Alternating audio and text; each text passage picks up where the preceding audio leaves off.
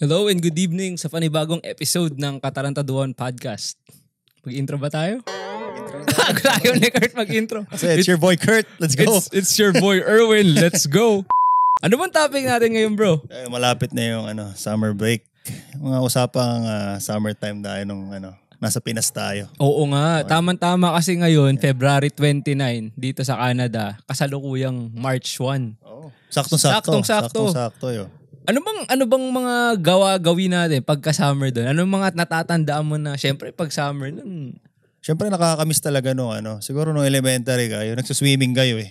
Oh, yung after ng school. After ng school yung pupunta sa resort. Pupunta kayo sa resort, magsuswimming kayo. Tapos lagi may adobo, may barbecue. Napansin ko yan Alam mo yung pagpupunta kayo sa sa mga resort, ang kadalasang baon, adobo. Oh, hindi nga nawawala yung adobo. Inihaw na liempo. Oh, liempo. Yung mga talong. Yung mga ganyang prito, yung mga ganun. Actually, nakakamiss yung bro. Nung bang, ilan taon ka nga nung huli kang... Siguro 16 ako nung pumunta kami dito. 16. Ikaw ba? Ilang taon ka nung... Ganun din, 16 ako. Oh. Tapos ang natatandaan ko, ang kadalasan yan, pag summer, excited ako niyan kapag last day na ng last day na school. Kayo ba? Pag last day na school, anong ginagawa niyo? Actually, magandang tanong yan. Actually kami nun, kasi iba yung school sa atin parang divided into 4 quarters. Hindi katulad dito, parang by semester ang high school. So, ako nun, ang ginagawa namin, kasi since nga umalis ako 16, parang nung ginagawa namin ng mga kaklase ko, parang kung last day ngayon, ang uso kasi nung time ko, pupunta lang kami ng com shop, pupunta kami sa mga mall. Oo. Yung mga ganun. Teka lang, naalala ko lang dati, di ba dahil apat na quarter yung sa school. Tinitiklop din nyo ba yung notebook nyo?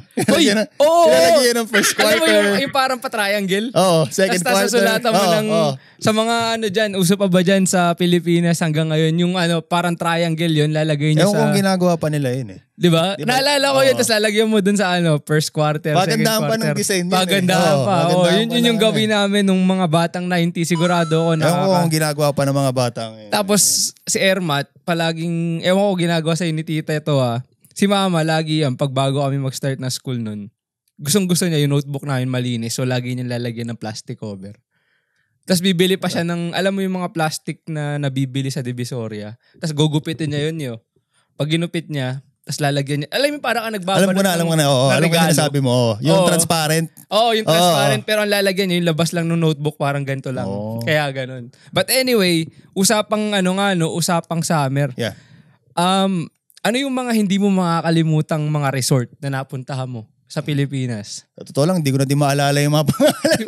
Kasi ako, marami ako niyan Isa sa mga pangunahing hindi ko talaga makakalimutan nung bata pa ako, Splash Island pare. Splash Island pare. Hindi pa ako nakapunta doon. Oo, ewan ko kasi nung huli akong umuwi ng Pilipinas, nito lang, which was last year, nung November, alam ko sarado sa Laguna, pero bubuksan nila ulit. Ano ba yung Splash Island? Ano siya bro? Para siyang water park. Sobrang ganda nun bro kasi ang daming slide. Kilala sila sa mga slides. Oo, sa slide. Tapos ang dami talaga. Ang dami mong pwedeng gawin. Kung bata ka talaga, mag-i-enjoy ka talaga. Talagang, alam mo yung pakiramdam na sa sobrang tagal mo nagsuswimming, pag umuwi ka sa bahay, pag natulog ka, akala mo yung nasa tubig ka pa din. Yung ganon. Yeah. Yung ganon pakiramdam.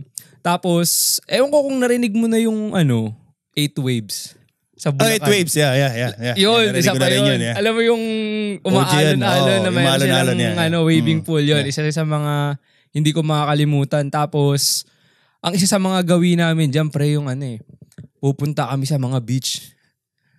Sa Infanta. Uy, Infanta! Alam ko yung sinasabi mo. Kasi saan nga ba yun? Yung Infanta siya? Sa Quezon. Sa Quezon, sa Quezon. Tapos yun yung mga... Hindi ko makakalimutan doon kasi pare yung alam mo yung kasi bata ka pa. Tapos yung mga kapinsan mo kasama mo. Oo, syempre. Lagi diba? Naman yan. Yung mga ganong ganap. So, ano pa bang mga madalas na ginagawa tuwing bakasyon sa atin? Syempre, basketball. Malamig na RC Cola. May RC Cola pa ba sa... Actually, magandang tanong ako. May RC pa nga. Alam yung mga pustahan. Ice tubig. Mga, meron pa, ewan ko, may pop cola pa dun. Cola no? Naalala ko, may nakaaway pa kami nun gustong gumanti sa amin kasi hindi nanalo sa amin ng RC. Meron sa amin kasi ginagawang pangkabuhayan yung basketball Yung mga construction worker. Magkano naman ang pustahan? Ang lalaki ng katawan Talagang bato. Oo, talagang bato. Talaga sasaktan ka. Alam mo yung pag-last na, hindi ka makatira. Kasi atake ka na. Oo, ataking ka, sasaktan ka. Ayoko nga ng ganun. Kaya pag pag last na, yung parang ang layo ng tira Parang para tira ka para sa matapos malayo. na lang. Para matapos. Kasi lagi nga nang papaulin. Totoo naman yun. Ewan ko hanggang ngayon, ganun pa din. Kasi naalala ko tulad na sabi mo, di ba, summer. Siyempre may mga barkada ako niyan sa kung saan kami nakatira. Tapos, agiyan, araw-araw 7 o'clock. Mag-aayaan kami bago sumikat ang araw para hindi pa mainit. Kami nga, alas 3 ng Tirik ang araw Nakayapak pa. May bubong ba yung ano nyo? Yung court nga namin, walang bubong yun Pero ngayon meron na. Di tangin na sunog ka nun. Kasi sa mga taga Rizal, alam niyo yung lahat ng may court yung Inares. Inares Stadium yun lahat ng may letter Y Basta alam mo yung pag taga Rizal ka. Ang mayor nyo ba si Inares? Hindi yung governor yata si Inares, di ba? Ewan ko kung may sa Marikina ka, di ba? Oo. So, sa amin naman ang inabot ko, si Bayani Fernando, si BF. Si BF, Si BF, ewan ko kilala niya, tapos naging yung asawa niya. Pero yun nga, masaya yun pagka yung nagbabasketball tuwing summer, tas liga. Liga. Imposibleng hindi alam ng mga... sigurado ako hanggang ngayon, may liga pa din. Mga interbarangay. May liga pa din. Tapos, maalala ko paano pa nga ba, pagka summer dun, naalala ko yung nabanggit mo nga, di ba, sinabi mo sa construction worker, di ba, sa pustahan. Sa pustahan. Meron sa amin. Ang lalagkit pa Hindi guys, hindi naman sa... Sabagay, kami din, malalagkit din. Hindi naman sa pangano, pero kasi minsan... Parang ang hirap kasi hindi kita kasi medyo galing trabaho nangangamoy. Pero meron nun sa amin, magtataho siya bro. Ngayon, magtataho. Ngayon, may isa kaming player doon, magaling siya talaga. Pangalan niya si Bintoy. Shoutout sa'yo Bintoy kung mapapanood mo to. Kung naglalaro ka pa din. Ang galing niya talaga, araw-araw ensayo yun. So mayroon tong magtataho, maglalako siya alas 7 ng umaga araw-araw. Dadaan sa court yan.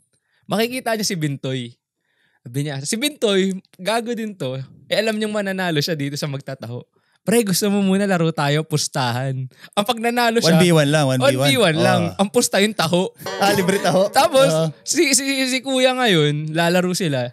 Lagi siyang talo. Ngayon, matatapos siya maglaro, alas 9, alas 10. Bawas na yung taho niya, malamig pa. Tapos di pa siya wala pang benta. Di pa siya nakakapaglako. Wala pang benta. Di pa siya nakakapaglako. Ngayon si Bintoy, sabi niya, nakakapag-agahan siya lagi, taho. Tuwing kalaban niya. Breakfast mo lagi, taho. Oo, breakfast. Kaya si Bintoy, shoutout sa'yo pare, isa kang mahusay. Legendary, scammer na magtataho. Tsaka ano pa pre, pagka summer, mais kunyelo. Yung mga sa malamig. Halo-halo. Di ba? Saging kunyelo, mais kunyelo. Oo nga, yan yung mga... Actually, nagwa-wonder ako kung... Kasi ngayon parang napansin ko, alam mo kasi nung time natin, alam mo yung lalabas ka lang sa bahay, meron lang mga stand. Ano pa ba yung isa yung yellow? Ay, scramble ba yun? Yung nilalagyan ng gat. Yung may pink. Scramble yung tawag doon, di ba? Scramble nga. Yan yung mga solid na pagkain kapag pagka yung mga ganyang summer. Pag summer, Ice candy. Yan, ice candy. Actually, I wonder kung uso pa rin yan. Yung pupunta ka sa bahay-bahay, may bibili ka ng ice candy. Kasi nung umuwi ako recently, may nagtitinda ng yelo. Pero wala na ako nakikita na nagtitinda ng ice candy talaga. Wala na ako masyado napapansin. Tapos, usapang street food naman tayo, pare. Teka, may naalala pa ako. Alam mo yung mga naglalako ng ice cream? Yung tunog ng Selecta. Wala na yata. Actually, guys, sabihin nyo nga sa comments kung uso pa rin ba yan? Uso pa rin ba sa Pilipinas yan? Or nasa mga... Kasi nung... Kung hindi na Selecta na truck, di ba? Tapos yung may busina. Tapos alam mo yung yung nag-ano siya? Yung nag-bisikleta yun eh. Tapos meron pa sa amin yung nagtitinda ng Yakult.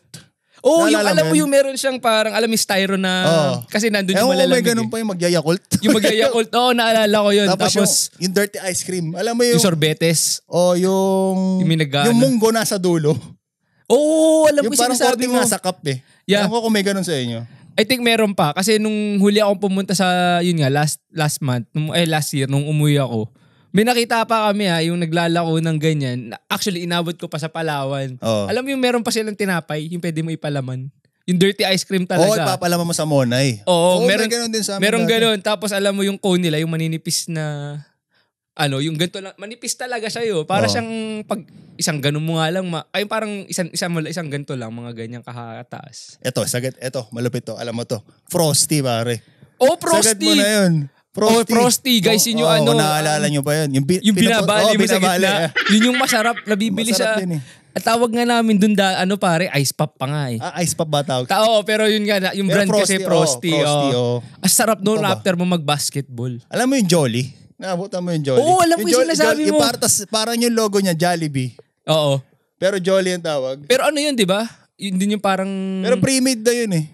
Para rin siya yung ice pop. Parang ice pop din siya, pero ewan ko kung naalala mo yun. Oo, naalala ko, may brand na gano'n. Meron pang nata di ko yun eh. Yung nata lang. Nga yun. Alam mo yun? Yung nata, yung nilalagay sa buko pandan. Yung parang naka-square siya na nasa plastic. Oo. Tigpipis. Ewan ko kung may mga ganun pa. Nakakamiss talaga yun. Tsaka ang mga hinahabol ko dyan, pagka yung mga gawin ng summer pare, yung mga liga eh. Kasi nga, mahilig kami ni Kurt mag-basketball. Oh. Ang mga vivid memories ko niyan, naglaro kami ni Kuya noon sa Mosquito eh. Kasi, Mosquito Division. Mosquito pa noon kasi grade 5 lang ata kami ni Utol noon. So hindi ko matandaan noon. Basta pagka-liga, si Mama ang gagawin yan. Magbibenta ng ice candy doon. So sasama kami ng yaya ko. Lalaro kami ni Kuya.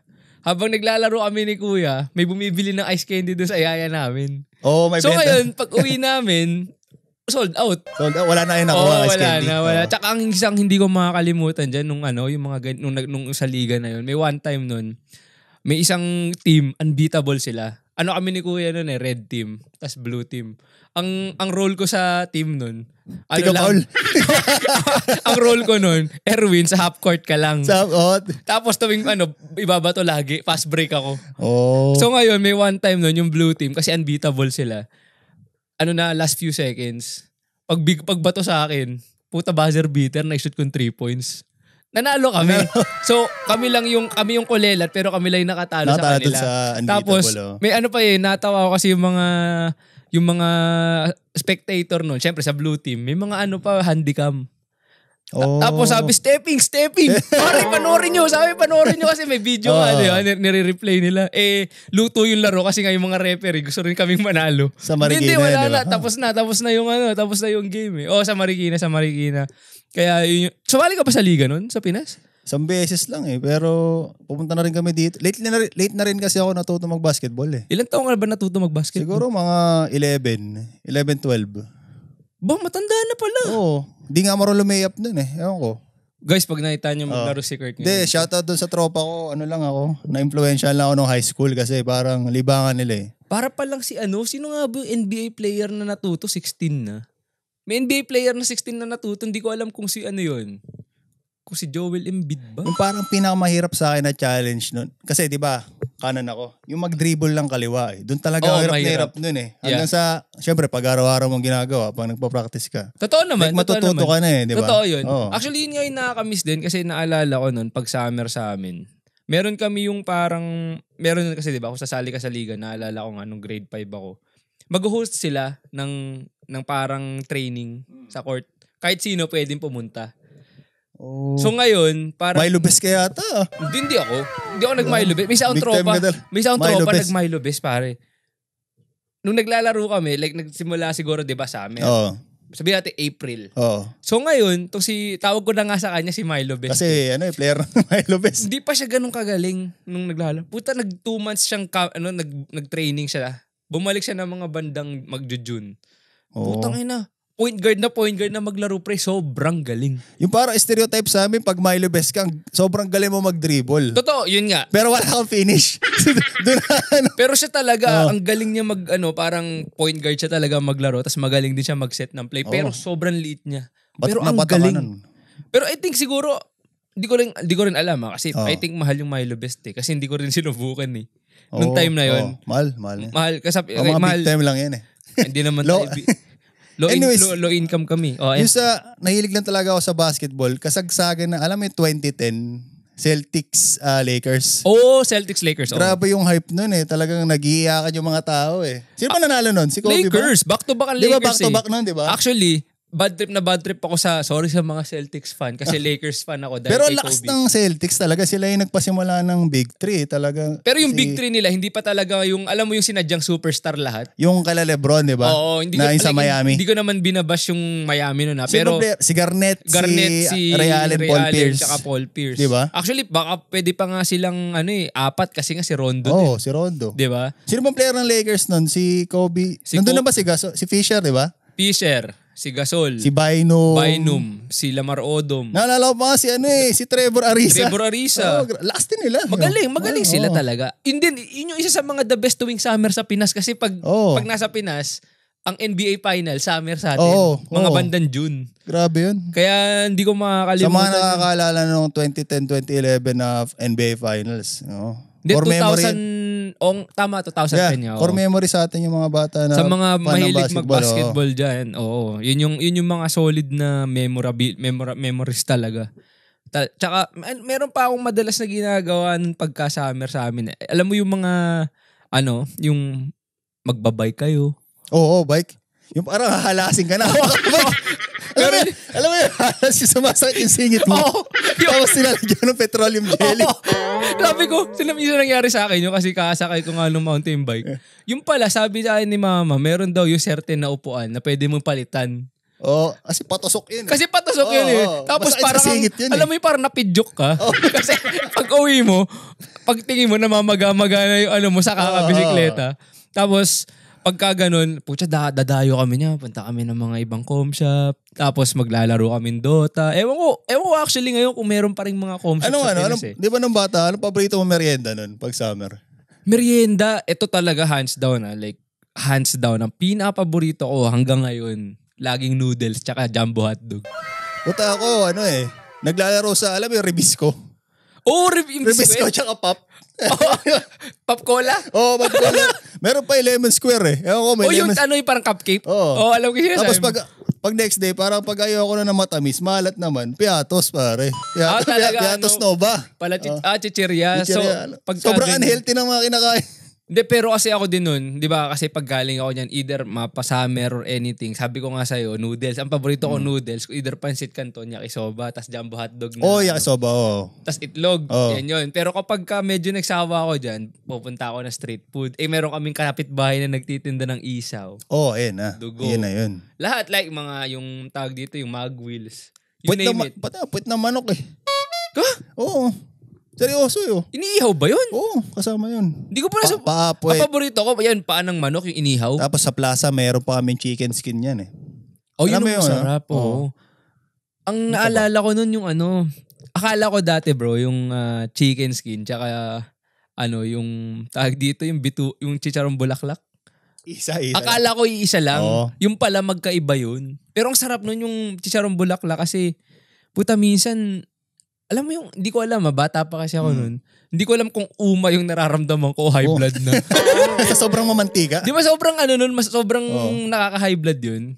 Kaya pagka nakakarami ako, kasi di ba pagka sa Pinas, sa mga inuman, sasama ko kila Airpat. Pampulutan eh. Tapos yung pulutan nila, ako namumulutan lang ako pagka nandun ako. Pero lately ko lang nalaman yung sa chicharon bulaklak. Sabi lang sa akin ni Diyos, ginagutom daw yung baboy eh. Para kumulot yung... Para kumulot yung bituka. Yung intestine nila. Para nakakaawa eh. Buti hindi pumapit yung baboy. Sa bagay. Hindi, parang nagwa-wonder lang ako kasi parang... Kasi para kumulot daw ginugutom daw yung baboy. Ewan ko kung totoo ba yun. Guys totoo ba yun? Comment kayo. Sa mga nag-aalaga ng baboy dyan na nagtitinda ng chicharong bulaklak, please tell us kung totoo ba? O meat lang. Totoo ba o meat ba yun? Tapos... Ano pa nga bang ginagawa natin pagkakadalasang summer, Siyempre fishball, pare. Fishball. Pagdating ng street foods. Lahat na ng balls. Chicken balls, squid balls. Lahat ng balls. All the balls. Pop egg ba yung tawag sa inyo sa kwek-kwek? Hindi, kwek-kwek. Sa amin, pop egg yung tawag eh. Puto, mayayaman naman pala sa inyo. Kasi parang siguro yung kwek-kwek maliit, yung pop egg, yung parang yung malaking itlog talaga. Tawag sa amin nung malaki, tokneneng. Tokneneng. Oo, yun di ba yung parang hard-boiled egg na nilagyan ng yun. Meron pa yung bukod doon sa sa kwek-kwek. Meron akong isang laging kinakain. Alam mo yung cheese sticks, pare? Oo, masarap yun. Masarap yun. Yung alam mo yung may powdered na cheese, tas alugin. Tapos, yung yung sausawa mo, yung ketchup na may mayo. Yung cheese sticks. Sarap yan. Yun yung mga, yun nga isa mga legendary na yun no? Yun nga yung sabi ko, fuck, wala ngayon, sa Pilipinas, nakita ko, may mga Korean na ngayon Street foods yung mga fish sticks. Seryoso ba to? Napanood ko lang sa TikTok Nag-upgrade na yung mga... Kaya nga sabi ko, parang, hindi ko naman sinasabing kasi iba talaga yung yung parang the way tayo mag-snack noon. Sa ngayon. Tapos ngayon, Paris. Di ba? Diwata Paris overload.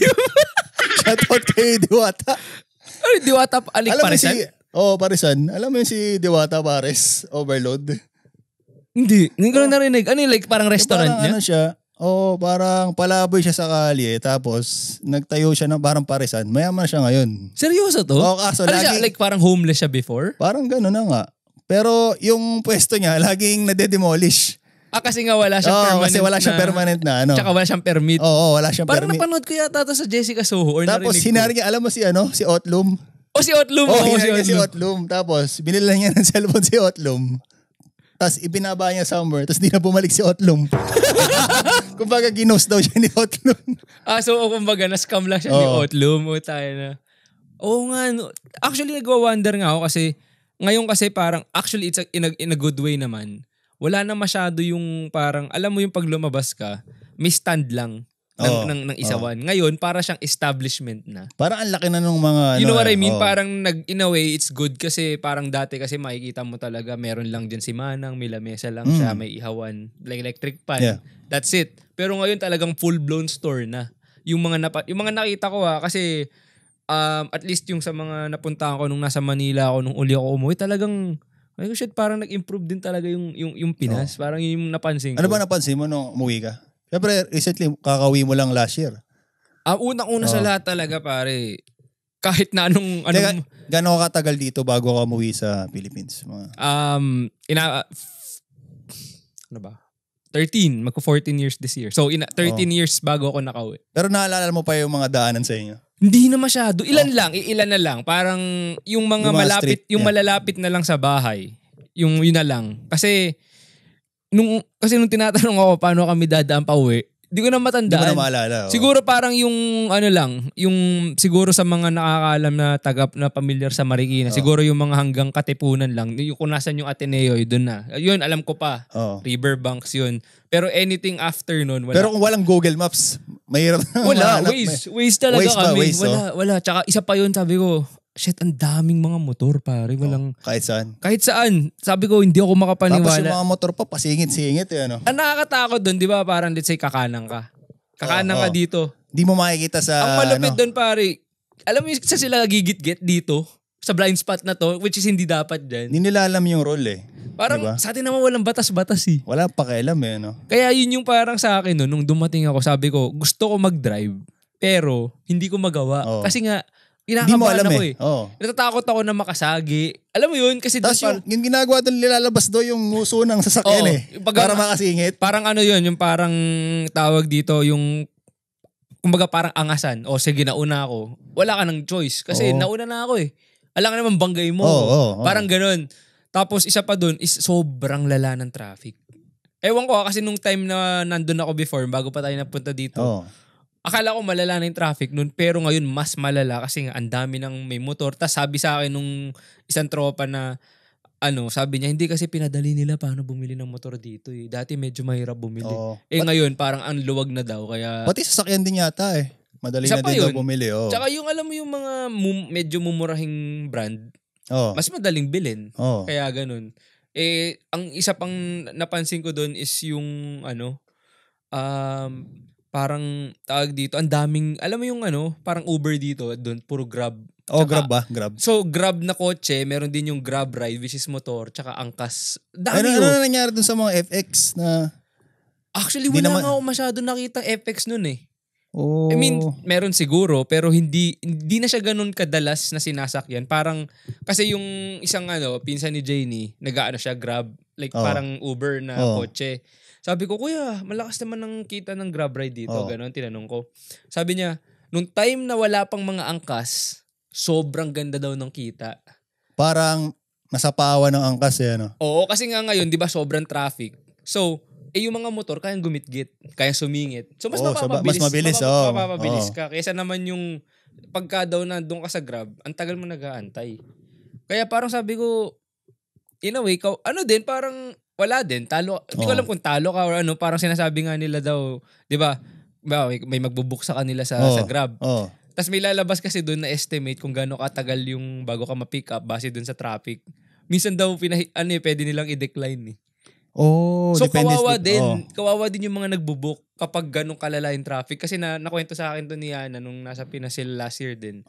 Nag-book sila itaga ata sila na kundi Pasig parang Makati yata yung kung saan sila nag-i-stay. Lahat daw nung binook niyang Grab, dinecline sila siguro mga 3. Dahil sa traffic. Tapos ginawa niya, yung sumunod na binook niya, sabi na lang niya, "Kuya, magtitip na po ako ng 1,000, promise." Tapos sabi sa kanya nung rider, sabi niya, "Ma'am, totoo po to, walang halong scam to ah." Sabi walang halong scam. Tapos inaccept na. Inaccept. Tapos binigyan nga niya ng tip kasi nga walang uma-accept. Talagang ganun kalala yung traffic. Teka, nabalitaan ko, ipipace out daw yung mga jeepney. Tatanggalin daw. Ano opinion mo doon? Pre? Tatanggalin daw yung mga jeepney. Actually bro, nakakaano kasi ibig ko sabihin hanap buhay yun eh. 'Di ba? So parang ang sa akin is anong gagawin ngayon ng mga taong may jeep? Sabagay. 'Di ba? Parang ibig ko sabihin unang-una sa lahat, anong gagawing hanap buhay nung mga mayroon ng may-ari ng jeep? Totoo 'yan. Kung halimbawa bawal ang jeep sa daan kasi parang naisip ko pwede pa rin naman, let's say yung jeep gawin mong Grab ride, 'di ba? Parang sa Uber, 'di ba? Pag sa Uber, pwede kang may kasama kang... Pero may certain na siguro parang kailangan mo ng safety. Yun ba ang dahilan? Ba't nila i-phase out? Di ko nga din, sabi nila kasi masyado na daw makaluma. Makaluma in terms of parang... Like luma na yung mga jeep. So kung bago parang yung ewan ko narinig ko, hindi ko alam yung full na law. Pero parang gusto nila pa-aircon yung jeep. Ganun ba? Parang i-upgrade mo yung... Actually, okay yun. Kung popondohan. Hindi naman lahat kayang diba? Gawin yun. Unlike kasi ng, let's just say, in comparison na kung ikaw, Grab rider ka dito, which is yun nga, dito sa Canada, ang tawag, Uber. Pwede mo siyang like parang considered na business yung pag-Uber mo. So, pwede kang bumili ng sasakyan, when it comes to tax season, pwede mong i-write off yun. So, let's say, ibig sabihin nun, pag let's say, bumili ako ng sasakyan na worth, let's just say, 1 million pesos. Kasi dito, self-employed ka nga, di ba? Self-employed ako, business ko to. Yung 1 million pesos ko, pagka income tax season, ipa-file ko yun sa gobyerno, ibabalik nila yung 1 million ko kasi nga, considered siyang business. Sa Pilipinas, ang tanong ko, may ganun kaya? Kasi kung may ganung klase tayo ng sistema sa Pilipinas, tapos gusto nila, ipabago yung sa mga jeep, kung para may ganung sistema, para napakahirap. I think gagawin ng mga tao kasi babalik yung pera nila sa kanila na, okay, babalik din naman pala sa akin to, tapos mapapakinabangan ko. Kung walang ganun, di ba? Sabagay. Parang mahirap din Parang ibig ko sabihin, kawawa yung mga nagdi-jeep. Pero at the end of the day, kung ipapasa nila yung batas, ano magagawa? Nung umuwi ka, madami pa rin jeep. Marami pa din. Meron pa din. Meron pa rin. Marami. Bus, jeep, tricycle, yan. Marami. Marami pa din naman. Parang, yun nga kasi narinig ko na tong sa phase out na to, even before that na umuwi ako. Kaso, nakikita ko pa rin. Actually, madami pa rin naman. Madami pa rin nagdi-jeep. Marami pa rin nagdi-jeep. Marami pa din. Which is good. Kaya, actually, isa rin sa mga nakakamiss kasi pag summer na, pag sa Pinas gumagala kami, hindi naman ako rich kid. Yung last episode natin dati, yung nag 1, 2, 3 sa jeep. Di ba? Nag 1, 2, 3. Tsaka, siguro sa perspective ko, parang kilala kasi yung Pinas sa sa jeepney. Yun nga Yun yung pagiging Pilipino mo. Ma-associate mo lagi doon. Sa jeep. Diba? Parang parte na ng mga kultura ng Pilipino yung jeep. Diba? Parang all of a sudden, tatanggalin nila, di ba? Tama naman. Anyway, and speaking of kultura, meron kaming magandang next topic ni Kurt. So, pag-uusapan natin yan sa susunod na episode about sa mga toxic Filipino culture sa toxic Filipino culture ng mga Pilipino. Kaya abangan niyo yung susunod na episode na yan. Kaya hanggang sa muli, this is your boy, Erwin. Kurt. Peace out. Peace out, yo.